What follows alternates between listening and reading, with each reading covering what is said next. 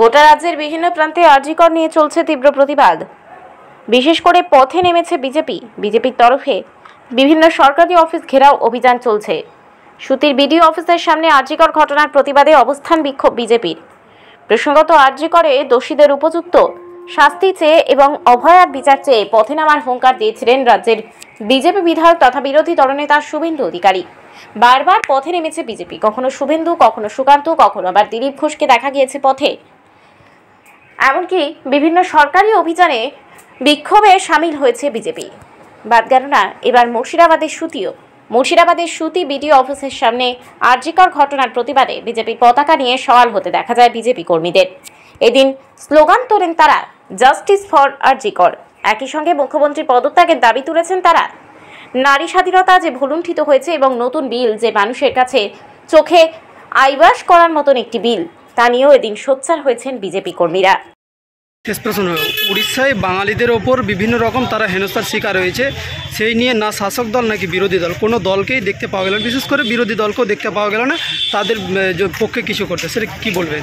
দেখুন, উড়িষ্যার বিষয়টা আমরা পশ্চিমবঙ্গে যে বড় এক ইস্যু এখন বর্তমানে আরজিকর ইস্যু, উড়িষ্যার ব্যাপার আনাচে কানাচে যে ঘটনা বলা হচ্ছে এখন পর্যন্ত, আমরা সেই সরকার এবং সেই জায়গা থেকে মাফিক অনুযায়ী আমরা জানি প্রথম দিকে বাংলাদেশের যে ঘটনা ঘটেছিল তার নিয়ে কয়েকটি জায়গায় কিছু জায়গায় এরকম বিক্ষোভ ঘটানোর এবং উড়িষ্যায় যারা বিরোধী রাজনৈতিক দল আছে, সরকার বিরোধী যারা রয়েছে, তারা সরকারকে কুলসিত করার জন্য, সরকারকে দোষী করার জন্য তারা এরকম নিন্দনীয় ঘটনা ঘটিয়েছিল।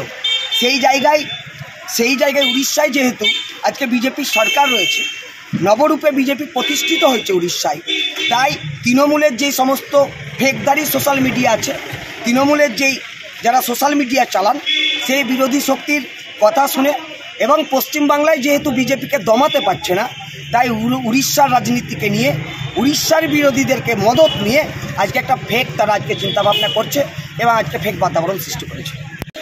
আজকে আমরা আমাদের প্রতীকী আজকে ধর্ণা মঞ্চে ছিল।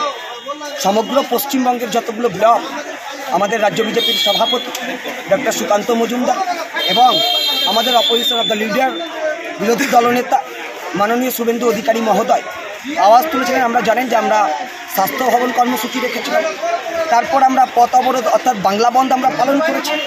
অনুরূপভাবে আজকে আমাদের পূর্ব পরিকল্পনা মাফিক প্রত্যেকটা ব্লকে আমরা ধর্ণা এবং বিক্ষোভ প্রদর্শন করব।